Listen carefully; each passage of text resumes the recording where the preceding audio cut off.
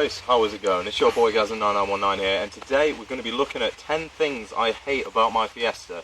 Now, you know, it's mostly things that are from manufacturer, so I'm not going to include things about modifications such as headlights, rear lights or indicator lights or anything else I've done on the car. It's purely going to be like manufactured stuff. The first problem I have with this is under the hood, and it is the reservoir tank.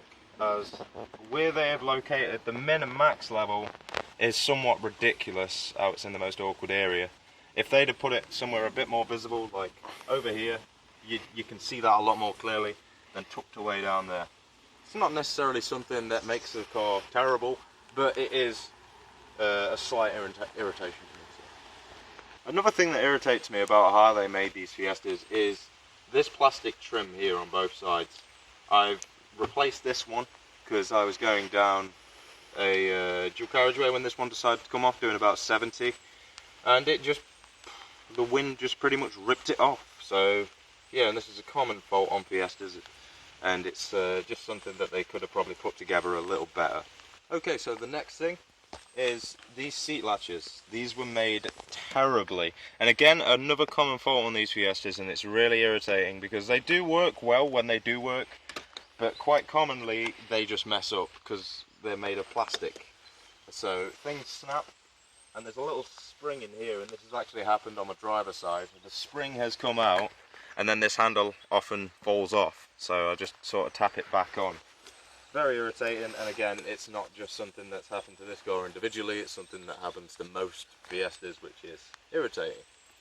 Another thing that irritates me about the Mk6 is the resting position of the windy window thing. I've changed mine so it's out of the way, but it used to rest about there, or it would rest about somewhere around there, which is very irritating because it's just in the way of your leg, like there and there.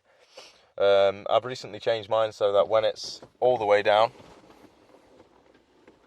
it's now there, so it's out the way of my knee when I'm driving, and it's a lot more comfortable.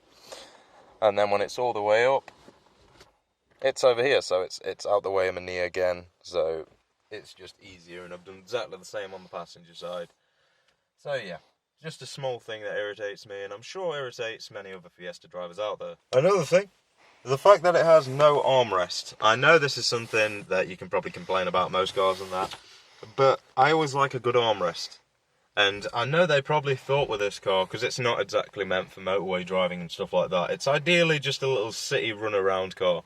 But it would still be nice just to have a little armrest there so you can just relax on long journeys. Because even though it's a small engine city car, people are still going to use them for like motorways and stuff like that. So it still would just be nice. Another thing that irritates me about this is these cars are very cheaply made. If you look around you, then everything in here is just everything's plastic, so cheap, and Fords always do this. And I can understand they're trying to make a cheap car that everyone can afford, but I don't know, it's just got the tatty sort of feel to it, like, you know, yeah. Could have had a bit more metal in here. The next thing is, again, it's something minor, but it's a common thing with these. These, even in the older models as well, rust tend to appear. I mean, I know it happens on most cars, but it is avoidable when manufacturing the car, you know, if they put more effort into underseal and stuff like the way they paint the cars, because they do sort of cheap out on the way they paint them. Because as we look here on the window sill, we can see the bubbling that happens just where the window rests here. And it's, again, something that does happen on pretty much all of these, and it's unavoidable. But I don't get how, as it's a covered up area, there must be some sort of hole somewhere in the car where water gets through and gets to that point. The next thing is something really awkward, and I don't know why it really gets under my skin. It is the bonnet latch location. So it's all the way over here, so you've got to stretch all the way over and then pull it.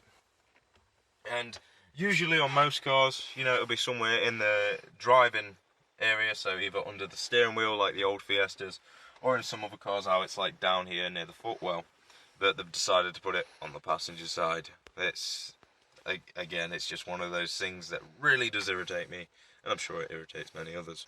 The next one is the seat up and down adjuster. Now with most car seats, when you do the up and down, the whole seat will actually move either up or down. But with these, it's just this back piece here that moves up and down, as you can see.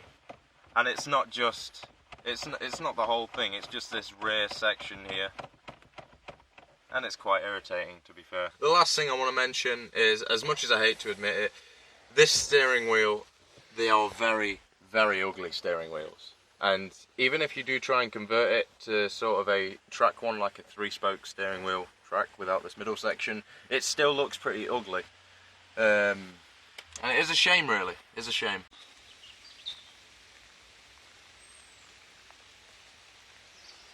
So, ladies and gents, that is it for this video. If you did enjoy this sort of video, please don't forget to like and subscribe, and press that bell icon for notification on future uploads.